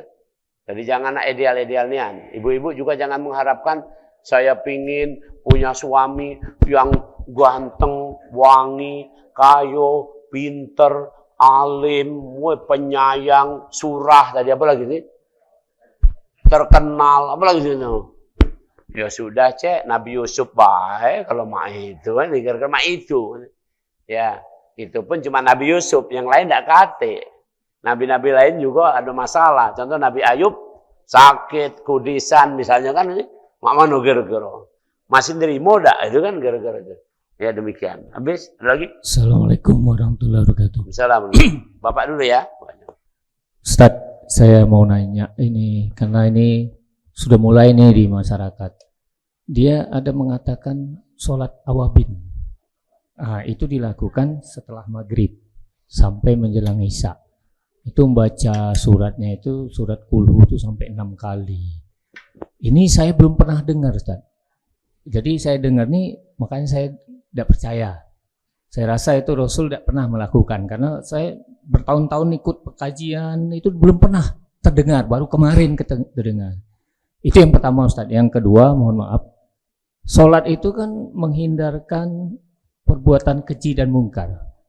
Tapi saya perhatikan di masyarakat ini banyak orang yang sholat, yang bersedekah, terus yang berbuat baik, puasa, semua. Tapi kenapa mereka masih berbuat keji dan mungkar? Nah itu Ustaz, apa yang ada salah di dia itu? Assalamualaikum warahmatullahi wabarakatuh. Assalamualaikum. Baik, saya sebutkan sholat sunnah itu ada 2. 1, sholat sunnah muqayyad. Muqayyad itu sholat sunnah yang misalnya contoh rawatib, tahajud, itu muqayyad. Yang kedua, sholat sunnah mutlak. Sholat sunnah mutlak itu adalah sholat sunnah yang bahkan Rasul juga ada tidak gawekan. Contoh, Bilal sholat sunnah setelah wudhu. Habis wudhu Bilal sholat sunnah, Rasul tidak gawekannya. Kemudian sholat sunnah mutlak, orang susah, sedih. Daripada sedih itu bunuh diri atau apa segala macam, lebih baik dia sholat 2 rakaat. Saya sering begitu. Susah-susah dikit wudhu, saya sholat aja 2 rakaat. Itu namanya sholat sunnah mutlak. Oke. Nah, sholat sunnah awabin itu dalilnya adalah bahwa orang waktu setelah maghrib itu adalah waktu orang itu pagi, sore itu muhasabah. Saat muhasabah itu orang merasakan bahwa dia ini ya banyak dosa lah apa segala macam, maka tobat itu di awal malam itu tadi. Maka itu babnya masuk sholat sunnah mutlak. Sebagian ulama mengajari itu. Nah itu kira-kira begitu. Jadi, nah terhadap sholat sunnah tadi sudah saya sampaikan, kita jangan berselisih. Ya kalau nak berselisih, selisihlah dalam sholat wajib. Cek. Kalau aku sholat 4 waktu baik cek. Nah ini tidak cocok ini. Tapi kalau sholat sunnah, jangan kamu komentari kalau orang yang melakukan pasti punya dalil atau alasan atau pelajaran untuk itu. Yang kita belum juga tidak menggawekan karena kita memang tidak punya misalnya dalil atau belum sampai ke sana. Jadi kira-kira seperti itu. Tentang bacaannya juga seperti itu. Rukun sholat ada 13. Di luar rukun sholat itu, bacaannya sifatnya sunnah. Jadi rukun sholat itu 13 itu, ya, buat kita ingat-ingat. Kalau rukun itu selalu diawali niat, diakhiri tertib. Itu rumusnya gitu, ilmu fikihnya. Rukun pertama niat. Rukun kedua berdiri. Rukun ketiga takbir. Rukun keempat Fatihah. Rukun kelima adalah ruku'. Keenam i'tidal, ketujuh sujud, kedelapan duduk di antara 2 sujud. Ke-9 duduk tahiyat akhir. Duduk tahiyat akhir. Ke-10 baca tahiyat. Ke-11 baca solawat. Ke-12 baca salam. Ke-13 tertib. Dari situ ada enggak? Kesekian baca surat, ada enggak? Adanya baca Fatihah. Jadi makanya orang seperti Rasulullah, sholat gerhana, itu bacaannya panjang banget. Berapa surat ini. Rasul sholat tahajud, pernah membaca sampai surat An-Nisa. Cuman ada patokan-patokan, sebaiknya kalau baca Quran itu runut. Jadi kalau misalnya kita mau melompat ayat, di rakaat pertama kita baca Al-Baqarah, rakaat kedua kamu baca misalnya surat Muluk boleh, karena yang urutan awalnya kan Al-Baqarah lebih awal ketimbang Muluk. Jangan ditukar. Rakaat pertama Muluk, rakaat kedua Al-Baqarah. Kira-kira begitu. Nah, itu tentang awabin tadi. Tapi intinya prinsipnya sholat memang ada 2 macam. Dan semua orang itu ada belajar masing-masing itu. Yang bagi kita yang terpenting adalah apa yang kita sekarang menjangkau. Apalagi sholat sunnah. Tadi saya udah ngomong. Perbaiki dulu pokoknya sholat wajib. Yang kedua, perhatikan ini. Di surat 65 At-Tolak ayat 12 ayat terakhir itu bunyinya begini. Tolong camkan. Tolong camkan ini. Maka pertanyaan ini akan terjawab semuanya. Yang sejenis akan terjawab. Di situ disebutkan Allahul ladzi khalaqas sab'a samawati wa minal ardi mithlahunna. Yatanazzalul amru bainahunna li ta'lamu annallaha ala kulli syai'in qadir wa annallaha qad ahata bi kulli syai'in ilma. Allah menciptakan langit 7 lapis, bumi juga 7 lapis. Kemudian Allah mentakdirkan, menentukan apa yang terjadi, apa yang ada, apa yang dilakukan di langit dan di mana tadi? Bumi. Untuk apa? Agar kamu ngerti. Cuman itu aja, untuk agar ngerti. Bukan agar kamu itu, mohon maaf misalnya, bukan agar kamu itu pacak ngubahnya, udah pacak. Agar kamu ngerti. Kenapa? Karena Allah ahata bi kulli syai'in ilma. Ilmu Allah meliputi semuanya. Allah yang lebih tahu. Contoh mudahnya. Ada enggak seorang profesor ekonomi miskin? Ada enggak? Maksudnya enggak kayo-kayo pulok lah, biasa bae itu. Ada enggak wong enggak sekolahan kayo rayo? Itu kendaknya siapa juga? Kalau logikanya mestinya makin tinggi sekolah makin kaya. Kan itu kan? Coba juga. Siapa yang lagi rame-rame di Indonesia ini? Aguan. Tanya Aguan itu tamatan apa itu? Tapi seluruhnya mulai dari ibaratnya itu wali kota, gubernur sampai presiden. Kalau sama Aguan nunduk gara-gara itu. Gara-gara begitu. Itu siapa yang membuat kayak gitu? Oh? Sekarang kurang apa? Fir'aun ini tahu-tahu istrinya kan tidak punya anak itu. Ada yang kanyutlah bayi. Dalam satu wadah namanya tabut. Wadahnya Nabi Musa itu tabut namanya. Itu keramat wadah itu. Kapan-kapan kita bahas. Jadi kamu jangan kira keramat-keramat itu tidak tepat syirik. Tidak ada langsung. Itu tabut itu disebut di Al-Quran. Jadi Nabi Musa itu dikanyutkan di wadah. Nama wadah ini tabut. Setiap tabut ini dibawa kemanapun, maka Bani Israel kalau perang menang. Kalau ada tabut itu tenang orang itu. Sama kan jadi? Jadi jangan kira ini kan. Dulu anak saya yang keempat itu ada namanya bantal kecil. Nah, bantal kecil. Dia itu waktu kecil itu jempolnya itu dicecep-cecep apa namanya? Pokoknya sudah kami lepas juga masih ini. Tidur itu tidak bisa kalau tidak ngecup jempol ini. Termasuk ngecup bantal itu. Wah. Jadi bantal kecil itu jadinya kira-kira warnanya mana kira-kira? Itu marah dia kalau dibuang bantal kecil itu. Itulah kawan dia kira-kira tabutnya dia. Oke. Jadi kehendak Allah galau. Kehendak Allah galau. Apalagi Fir'aun tadi Sudah dapat Nabi Musa, diangkatlah jadi anak kan, anak angkat ini kan. Sampai besar, sayang. Habis itu, tahu-tahu Nabi Musa kan jadi nabi. Diperintah Allah untuk menyadarkan Fir'aun, ayah angkatnya. 9 kali Allah kasih mukjizat kepada Nabi Musa. Tidak sadar juga Fir'aun. Sampai matinya, kamu tahu dewek itu kan. Itu kafir. Itu kendak siapa? Kendak Allah. Nah sekarang kita yang pertanyaan tadi, misalnya contoh. Itu jawabannya di situ sebenarnya. Orang sholat, orang puasa, orang zakat, bolak-balik umroh. Tapi, ngapa tingkah lakunya masih tidak karuan. Itu kehendak Allah galau-galau. Nak nunjukkan Allah gitu. Nah sekarang kita lihat hikmahnya. Nah ini yang bisa dijawab di sini. Hikmahnya. Apa? Apa yang ada? Saya sampaikan sama Rasul. Tentang hadis Rasul. Suatu saat Rasul ngomong begini. Kalian semua segeralah belajar sebelum ilmu itu diangkat. Itu kata Rasul. Sahabat heran. Kok ilmu diangkat? Kan Al-Quran itu sumber ilmu bukan? Al-Quran itu kekal tidak sampai hari kiamat. Benar kan? Dijaga oleh. Jadi kalau Al-Quran ada sampai hari kiamat. Berarti ilmu itu diangkat atau tidak?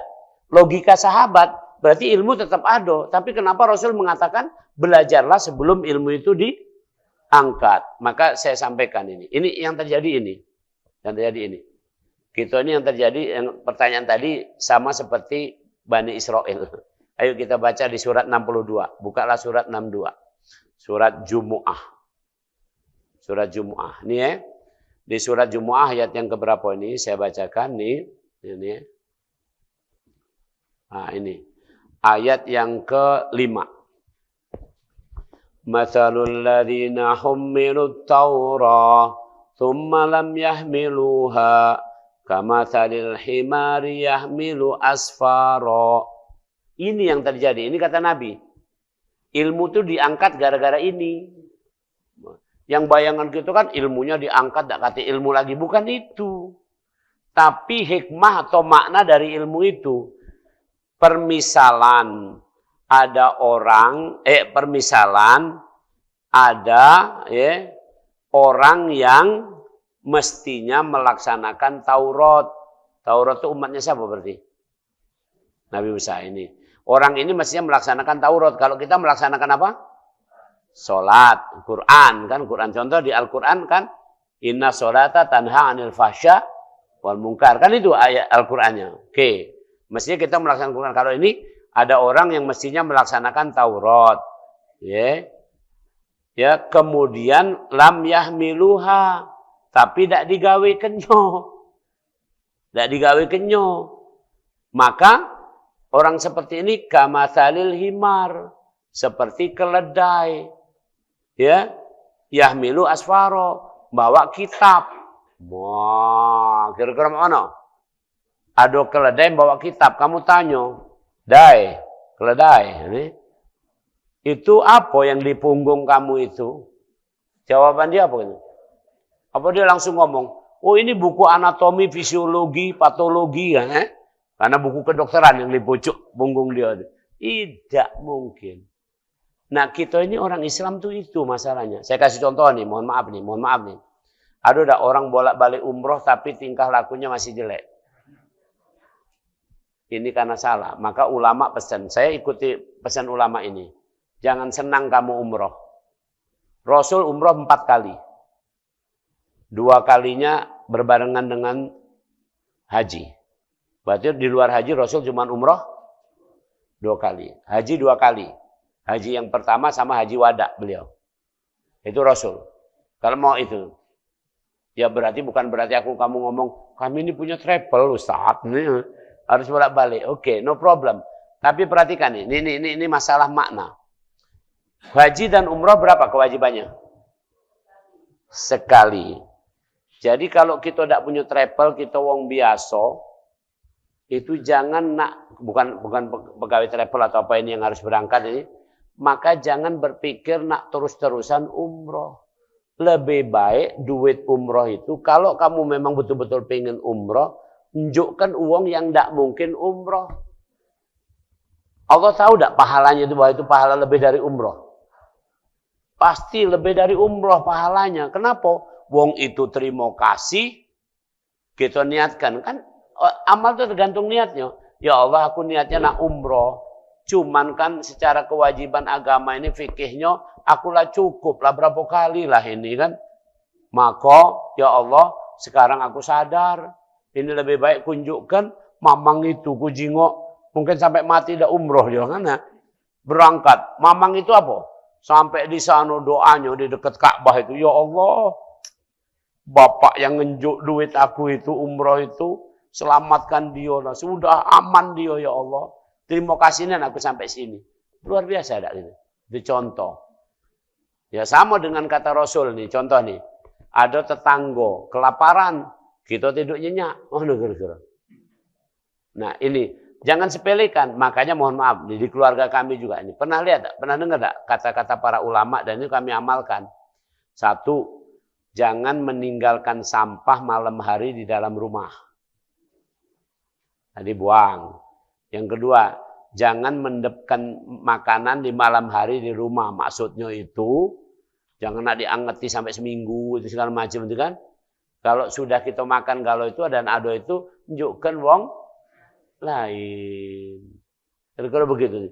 Nah kalau bisa seperti itu keren. Sama dengan sholat. Nih, sholat.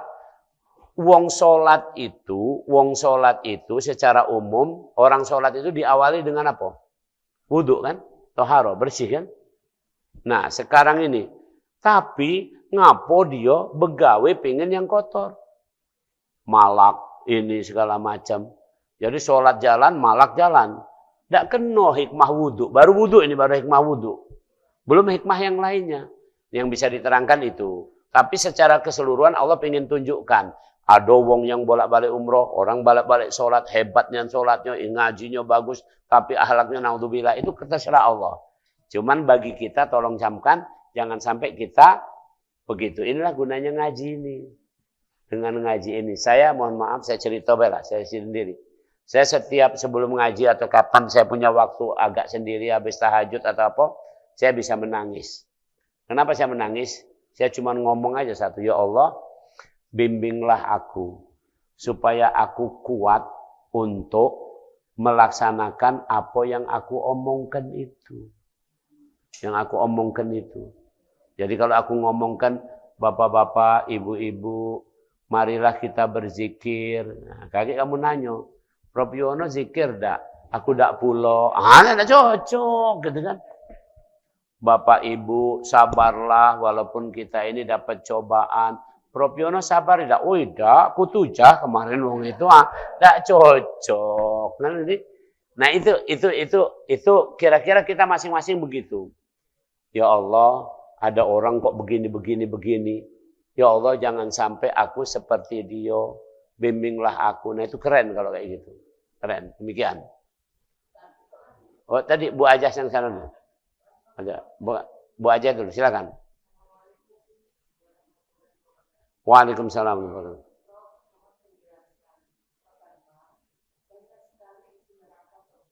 Nah.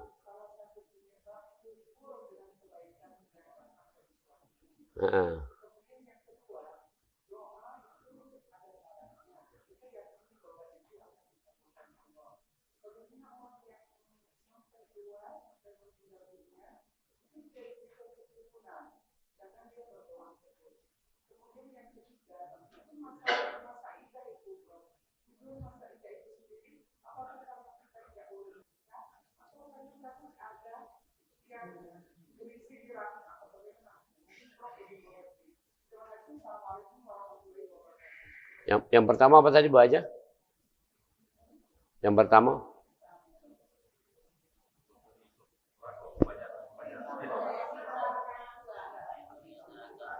Oh, itu. Oke, baik gini.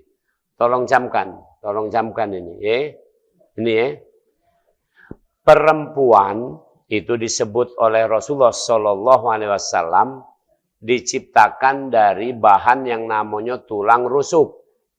Tulang rusuk itu lurus atau bengkok? Bengkok. Jadi biasa baik. Contoh, Siti Sarah, istri siapa? Nabi Ibrahim. Saya mau sebutkan, Siti Sarah lebih kaya dari Nabi Ibrahim. Siti Sarah cantik nian. Ya. Siti Sarah ibaratnya juga bangsawan lah kira-kira. Oke. Kemudian tidak punya anak atau belum punya anak satu. Nabi Ibrahim menikah lagi sama Siti Hajar, tahu-tahu punya anak. Kira-kira pertanyaan aku, Siti Sarah cemburu enggak? Nah, itulah manusia, itulah perempuan. Nak sehebat apapun tetap awalnya adalah bengkok. Jadi pertanyaan kenapa perempuan banyak di neraka itu jangan langsung kita ngomongkan. Kalau sebab utamanya kata Rasul memang tidak bersyukur. Cuman untuk perempuan istri ini bersyukur itu harus dibimbing oleh suami. Ini dulu. Jadi komitmennya. Ini asli itu. Saya bacakan nih ya. Saya bacakan nih di surat An-Nisa ayat 19. Ayo, An-Nisa 19. Ini di sini dulu. Biar agak jelas anunya. Nah, oke. An-Nisa 19. Nih. Fa in karihtumuhunna fa asa an takrahu syai'a wa yaj'alallahu fi khairan katsira. Kalau kamu melihat ada sesuatu yang tidak kamu sukai pada istrimu, maka lihatlah sisi lain yang kamu sukai. Ya, sisi lain yang kamu sukai. Sisi lain itu akan lebih banyak dari yang tidak kamu sukai. Paham enggak? Jadi suami itu cara membimbing istri jangan fokus sama yang cerewetnya, apalagi merajuknya, apalagi. Ada. Nah, sabar termasuk syukur itu tadi. Jadi contoh misalnya syukur tadi, cara ngajari syukur kan kira-kira itu. Istriku, suamimu ini hanya seorang dosen. Memang dosen itu ngetop. Maksudnya mana udah ngetop kalau deh. Hanya seorang dosen. Gaji pokoknya 3 juta. Kalau dapat sertifikasi dosen tuh satu bulan gaji. Berarti 3 juta juga. Berarti berapa itu sudah? 6. Kalau suamimu ini jadi profesor, maka dapat lagi tunjangan profesor 2 kalinya. 6 juta. Jadi berapa semuanya? 12 juta. Ditambah tunjangan istri, tunjangan beras, jadilah 14 juta. Kan? Itulah yang dibawa pulang. Kata bininya langsung ngomong, ya tapi tidak cukup. Mana? Kosmetik berapa? Ini berapa? Ini berapa? Ini berapa? Ini berapa?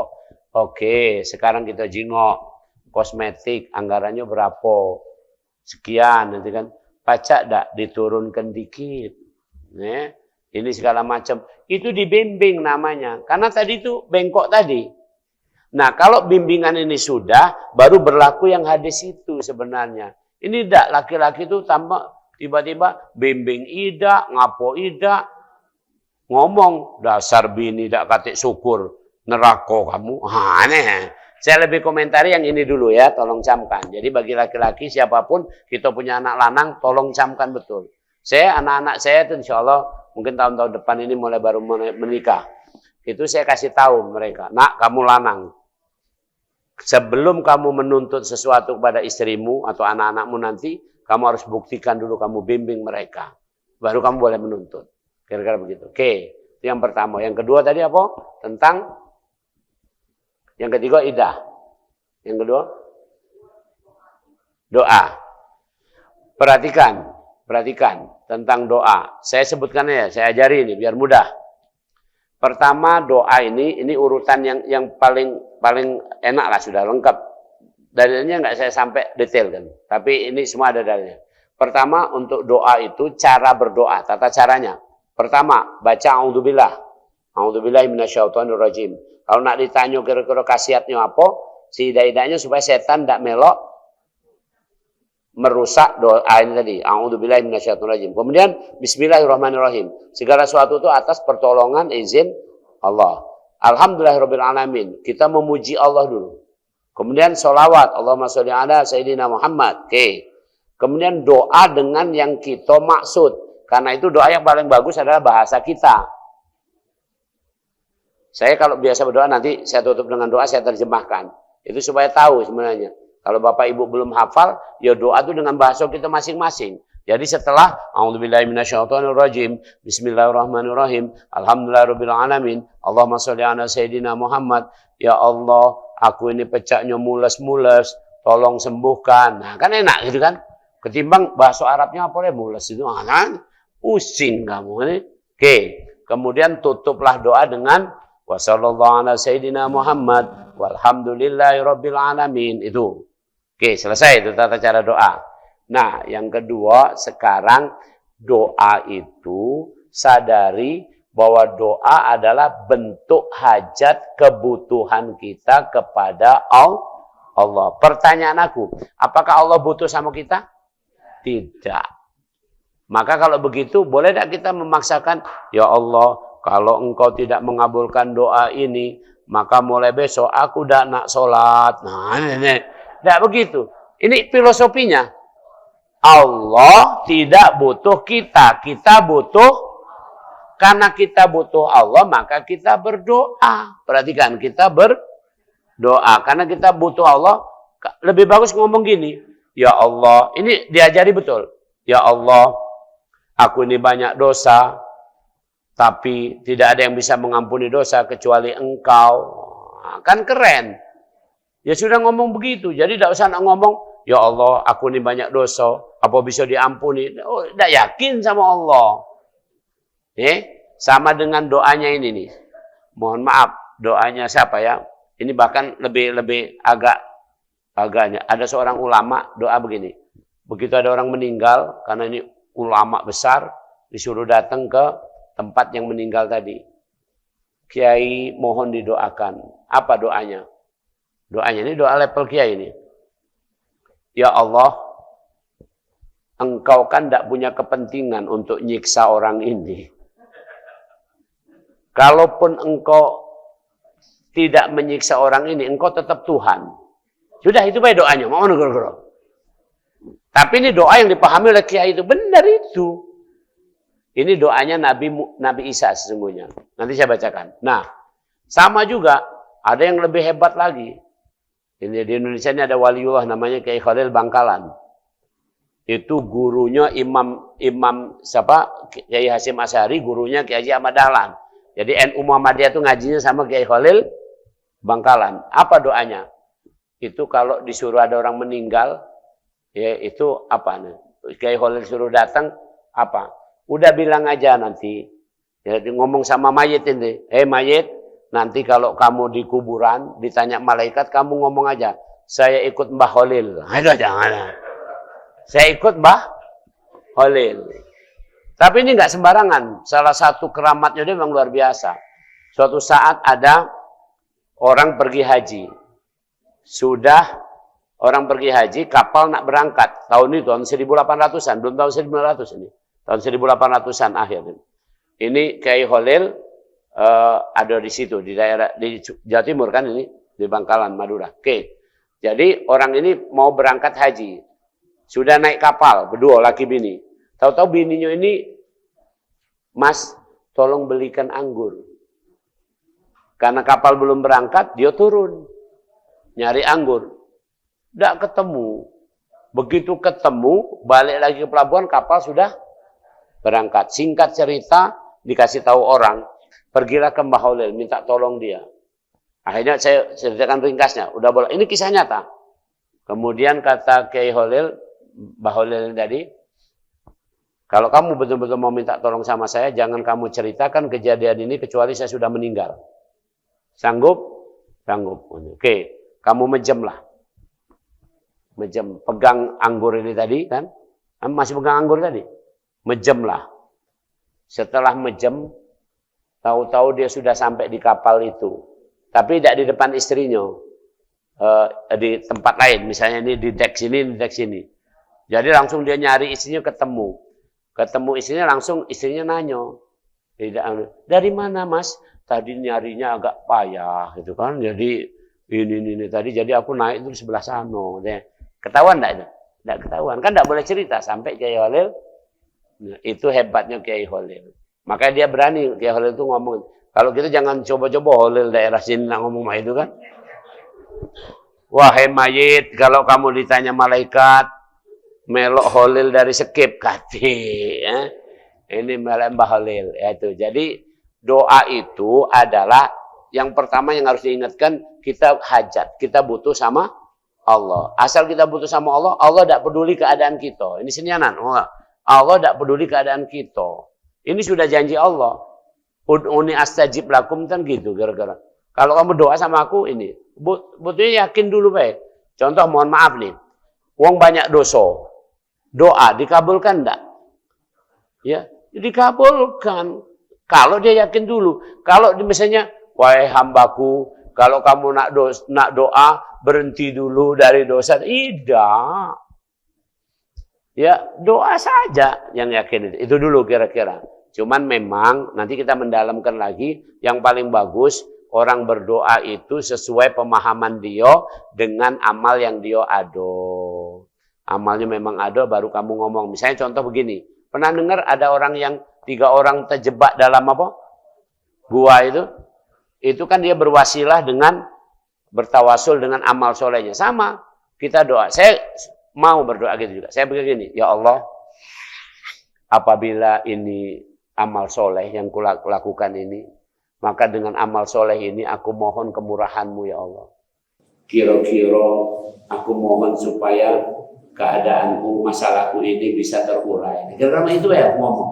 Tapi perkara kabul tak kabulnya itu urusan Allah. Tapi aku yakin boleh itu kita menyandarkan sama itu, sama perbuatan baik. Dan yang ketiga, masa idah, ringkas cerita, inilah Islam. Semua aspek dipertimbangkan.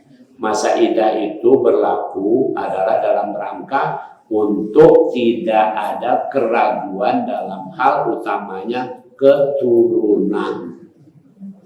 Secara ilmu medis saya terangkan ringkas saja, antibodi ya, atau imunologi antibodi ini itu kira-kira bertahan itu plus minus 10 minggu. 10 minggu. 10 minggu itu 2 bulan setengah. Plus minus. Kalau plus berarti makanya masa idah itu disempurnakan berapa? 3 bulan, 4 bulan. Itu kira-kira itu 4 siklus maksudnya. 3-4 siklus dari perempuan ini tadi. Siklus tergantung siklus dia. Ada 28 hari, ada 30 hari, beberapa terserah dia untuk itu. Nah ini untuk memastikan itu dulu. Secara fisiknya hikmahnya sampai di sana. Yang lainnya itu adalah kehati-hatian. Kalau di Al-Quran dikatakan itu karena takwa kepada Allah. Jadi masa idah itu dalam rangka hati-hati. Hati-hati itu adalah takwa. Hati-hati itu adalah takwa. Kan seperti itu. Contoh yang lain lagi di Al-Quran. Ya di surat An-Nisa. Ila maqad salat. Wa tajma'u bainal ukhtaini ila maqad salat. Kamu setelah Islam ini, setelah Nabi Muhammad diutus, tidak boleh lagi menikahi perempuan yang bersaudara kandung, kakak adik, tidak boleh lagi. Sebelum Islam ada. Sebenarnya kalau dijingok, apa masalahnya? Mohon maaf ya. Suami ini beda. Suami ini kan orang lain. 2 kakak adik ini memang bersaudara. Kan ini kalau dinikahi dua-duanya, misalnya, dia punya anak. Ini kan anaknya dari suami ini, anak dari suami ini juga. Anaknya ini kan hasil ini tadi. Kenapa ini sekarang dilarang? Kenapa tidak boleh ini, 2 ini? Aspeknya banyak banget. Kalau secara kedokteran, aspek medis kedokterannya ini nanti akan sangat dekat. Suatu saat kalau kan secara umum, secara kedokteran apa namanya sepupu yang dekat itu kan boleh menikah secara agama. Itu masih dekat. Kalau ini genetiknya nanti ke bawah ini dekat galau. Kalau dekat menikah kayak gitu secara genetik kalau bisa diterangkan itu cacat galau. Itu secara genetik. Secara yang lain psikologi ada keterangannya secara apa itu. Itu hikmah yang bisa kita ambil. Tapi di atas itu semua itu adalah takwa, masalah takwa. Demikian mudah-mudahan bermanfaat. Rasanya sudah ini ya, apa namanya? Kami juga ada kondangan. Demikian. A'udzubillahi minasyaitonirrajim. Bismillahirrahmanirrahim. Alhamdulillahirabbil alamin. Allahumma shalli ala sayyidina Muhammad wa ala ali sayyidina Muhammad. Allahumma aslih lana dinana alladhi huwa ismatu amrina wa aslih lana dunyana allati fiha ma'ashuna wa aslih lana akhiratana allati fiha ma'aduna waj'alil hayata ziyadatan lana fi kulli khair waj'alil mauta rahatan lana min kulli syarr.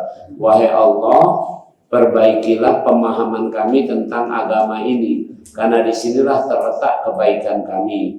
Perbaikilah dunia kami di sini, karena disinilah kami mencari nafkah.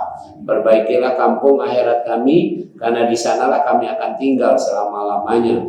Wahai Allah, jadikan sisa umur kami tambahan kebaikan, dan jadikan kematian bagi kami istirahat dari kejahatan kami. Wa sallallahu ala sayyidina Muhammad wa ala alihi wa sahbihi ajma'in walhamdulillahi rabbil alamin. Assalamualaikum warahmatullahi wabarakatuh.